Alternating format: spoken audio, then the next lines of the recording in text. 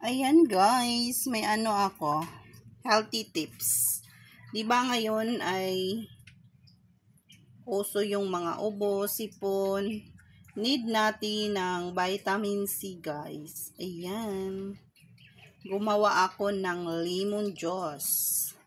Mura lang yan guys. 15 per kilo. May ano ka na, ilang beses mo na magawa yung lemon juice. O diba?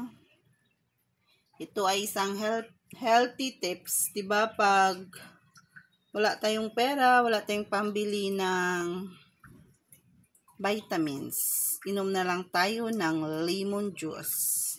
Yung fresh, wag yung may mga chemicals kasi masama din yun.